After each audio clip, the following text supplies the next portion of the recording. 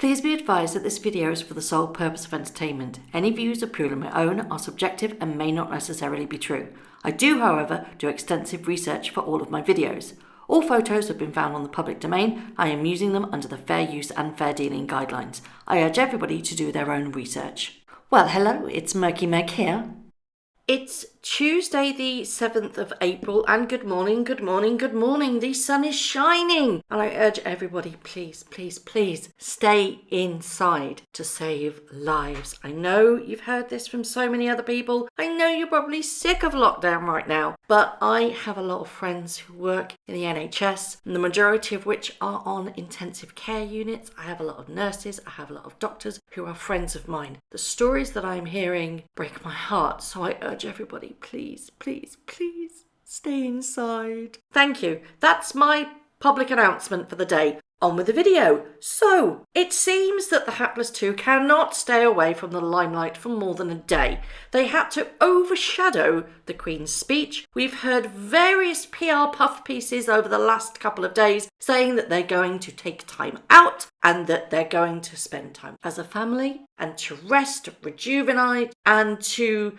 basically lick their wounds. Did this happen? Oh, no, it didn't. They have spoken to the Telegraph because they were so excited and compelled to share details about their new venture. Never mind what's going on with the world right now, Harry and Meghan have an announcement to make. So they go to the Telegraph. Don't forget the Telegraph was the one that really bigged up with the Bryony Jordan interview, the article where she went to Luminaire Bakery. It was the whole sit down and she's oh so normal and very likeable kind of interview. They have big connection with the Telegraph. Now, the Telegraph, again, they've written some scathing articles about these two. What I don't understand is that on one hand, they say, we want privacy. We do not want to speak to the media. All our news will be funneled through our Instagram account. It will be controlled by us. What do they go and do when they want the limelight? They speak to the media, be it the Telegraph, which is a heavily conservative paper. What's this massive news that they just couldn't wait to share with the world? Well, it's about their new foundation. Oh, but they weren't going to make a foundation, I hear you say. Well, turns out they are. So the Telegraph report that the Duke and Duchess of Sussex are working on plans to run emotional support groups, a multimedia educational empire, and even launch a wellbeing website under a new non-profit organisation named Archewell. It continues that they have drawn up proposals for a vast and ambitious array of projects under the name Archewell, derived from the Greek word for source of action and for the inspiration behind the name of their baby son, Archie Mountbatten Windsor. Hold on, if it's a Greek word, the CH should be pronounced K, so it should be Archewell, not Archwell. Really, you should do some homework there, Harry and Meghan. I also believe there's a popular cookie company in America called Archeway.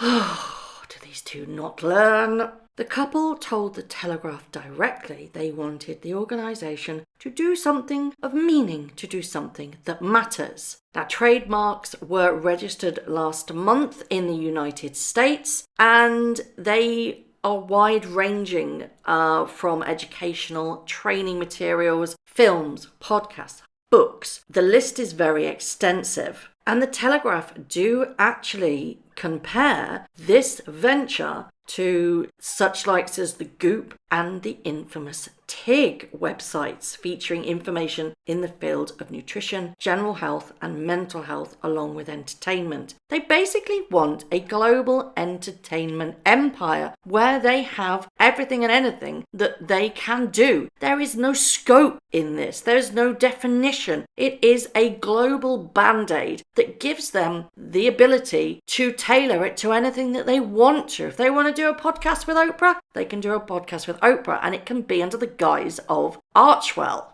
The couple, yet again, told the Telegraph, like you, our focus is supporting efforts to tackle the global COVID-19 pandemic. But faced with this information coming to light, we felt compelled to share the story of how this came to be. Compelled. The world is melting at our feet. And it's gone crazy out there, yet they feel compelled that we need to know what they are doing. Right, okay? There are several things that I as you would expect, have a problem with. First of all, the trademark of their son's name or play on it. They have banged on about privacy for their son, who apparently is a private citizen, yet they make a foundation in his name, which has trademarked the likes of magazines, books, music, podcasts, television shows, computer software, and then as well classes, lectures, seminars, conferences, workshops, retreats on varying topics, events, exhibitions for cultural, sporting, health and mental conditions and entertainment purposes. They also have trademarked the likes of tops, bottoms, shirts, skirts, dresses, pants, jeans, shorts, the list goes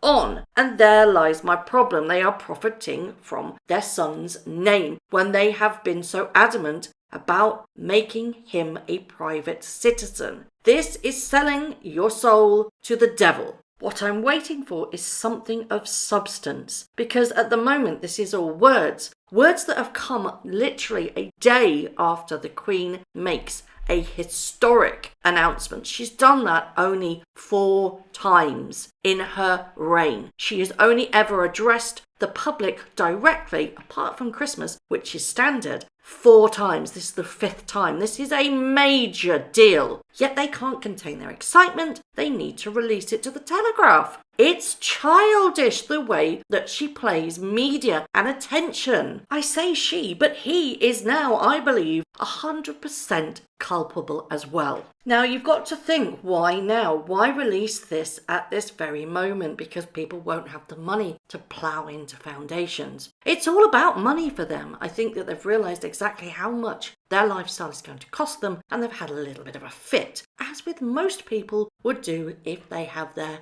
outcomes the same as Harry and Meghan do. You're probably looking at your expenditures and going, oh God, we need to make some money. This isn't the way. Profiting off your child is not the way it's done. They've been told they can't use Sussex Royal, so let's use the next biggest commodity that we have, do we? Our child. It's so wrong, it's unbelievable. It's a very clear indication that neither of them have been offered some kind of work, because they are now going around like headless chickens, thinking, what the hell can we do to raise some funds? This is not the right time to do that. You would have been better to go underneath the radar, lick your wounds, and come back when all this is over and just be normal rather than thirsty. We are all well aware how these big bucks charity work. They pay high salaries and claim it as expenses and leave very little for the cause. I'd like to just add that those that have been following this from the get-go, and when the child was born, we all knew at some point in the very near future she was going to trade off that child's name, and the time is now.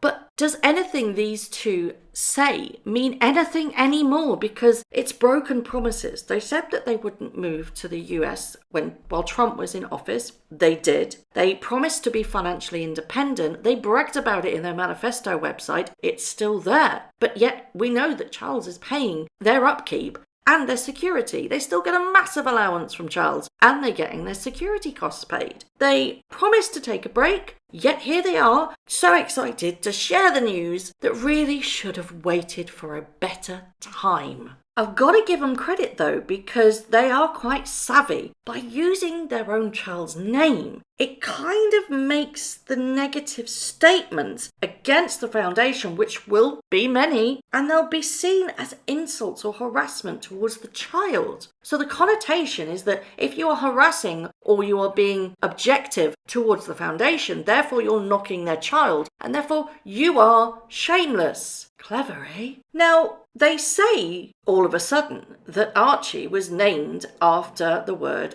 arch in Greek for bold, strong, whatever. But didn't I read that he was actually named after a military friend of Harry's who was killed? Speculation was rife when Archie was born, which suggests that he was named after Harry's former commanding officer, Major Tom Archer Burton, who helped him get a spot fighting on the front line during Harry's Afghanistan tour in 2008. So yet again, more conflicting stories, i.e. more lies. They literally just bend the truth to suit their narrative.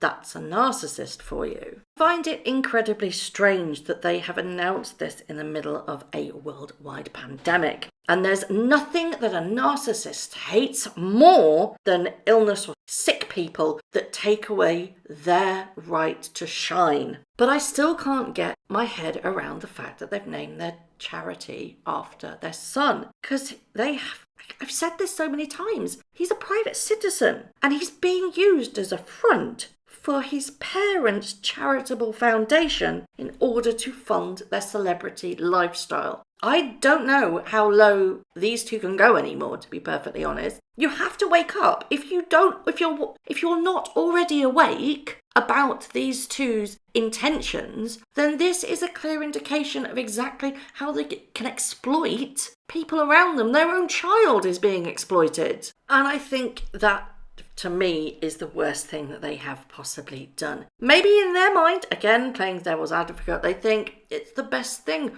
We can build on our brand, on our fortune, and put it all in the name of our beloved son. Unfortunately, we all don't have rose-tinted glasses on, and we can see what's really going down. I would really, really love to know your thoughts on this news that hit last night. The Telegraph are running with it, and obviously all the mainstream media are now running with the fact that they are naming their new foundation, charitable organisation, whatever it's called, Archewell. Sorry, I have to pronounce it correctly. Archewell. Do you think they're doing this because the Queen had such an amazing effect with her speech? Do you think that it's the old narcissist trait raising its ugly head again, thinking, I need to be in the limelight, I'm going to release this information? Or do you think they're just doing it to stay relative? Is a bit of power play going on there? I'd love to know your thoughts on this whole situation. As always, let me know what you think. Thank you very much for watching. If you haven't already, please subscribe to my YouTube channel, hit the notification bell, and also that like button. I'd like to take this opportunity to thank all of my followers for all the tips and all the emails, DMs that everybody sends to me. It really is greatly appreciated. So thank you very much for watching once again.